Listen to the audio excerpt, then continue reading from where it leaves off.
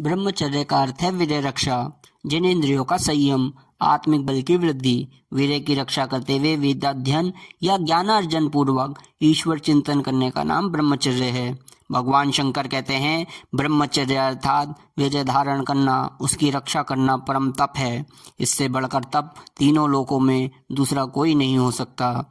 वीर्य में कम मात्रा में पाए जाने वाले खनिज जैसे मैग्नीशियम हो गया, पोटेशियम, सेलेनियम कुछ हद तक अधिक मात्रा में पाए जाते हैं। इसके अलावा प्रोटीन, कार्बोहाइड्रेट, वसा, कोलेस्ट्रॉल, 7% यूएसआरडीए पोटेशियम, 3% यूएसआरडीए तांबा, जस्ता, ascorbic acid, amino acid, L carnitine, vitamin C, B12, calcium, lactic acid सहित वास्तविक पोषक तत्व होते हैं।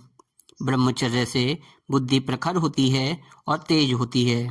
इंद्रियां अंतर्मुखी हो जाती हैं, स्मरण शक्ति तीव्र हो जाती है, मनन शक्ति बढ़ जाती है, चित्त में एकाग्रता बढ़ती है, आत्मिक बल मतलब इनर स्ट्रेंथ बढ़ता है, आत्मनिर्भरता, साहस, निर्भीकता आदि गुण स्वतः उत्पन्न हो जाते हैं।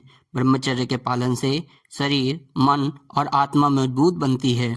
ऋषियों के अनुसार सांसारिक और परमार्थिक उन्नति का मूल ब्रह्मचर्य ही है। ब्रह्मचर्य पालन से मन प्रसन्न रहता है, व्यक्ति कठिन परिस्थितियों में भी डिप्रेशन में नहीं जाता, उसका आरोग्य और तेज बढ़ता है, उसका चेहरा चमकदार बनता है और बल और वीर्य में वृद्धि होती है, उसके स्वास्थ्य और दीर्घायु से मिलती है। आज वीर्य एक ऐसी पूंजी है जिसे बर्बाद कर आप बाजार में खरीद नहीं सकते, जिसके अपव्यय से आप ऐसे गरीब बनते हैं कि प्रकृति तक आपके ऊपर दया नहीं करती, आरोग्य लुट जाता है, आयु क्षीण हो जाती है।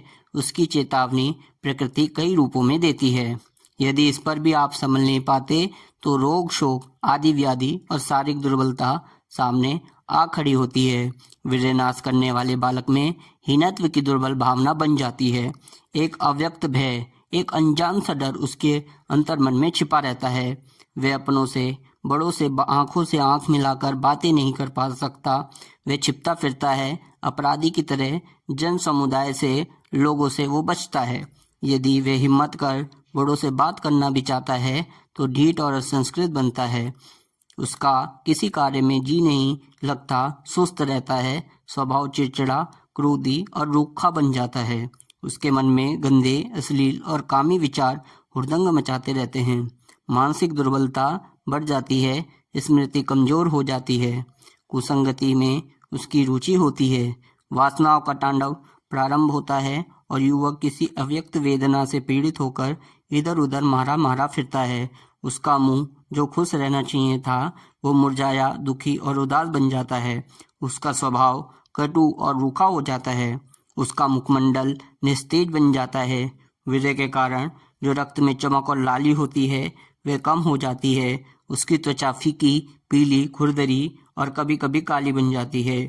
शरीर में कमजोरी, नेत्र कपोल का अंदर धस जाना, बालों का सफ़ेद हो जाना, कोई रोग ना होने पर भी शरीर का जर्जर ढीला सा रहना, गालों पर मुहासों के दाग, झाई, काले चकते पड़ना, जोड़ों में दर्द, तलवे तथा हथेली का पसीजना, अपच और कब्जियत, रात्रि में स्वप्न दोष होना, पेशाब करते हुए वीर्य का निकलना, रीढ़ की हड्डी का बहुत अधिक झुक जाना, आंखों के सामने अंधेरा सा छा जाना, हड्डियां दिखना, नाक के कोनों में कालीमा छा जाना, सिर में, कमर में और छाती में बार बार दर्द उत्पन्न होना, दांत के मसूड़े फूलना, मुंह से दुर्गंध आना, ये वे शारीरिक विकार हैं जो अप्राकृतिक ढंगों से वीर्यपात करने वाले युवकों में अक्सर पाए जाते हैं।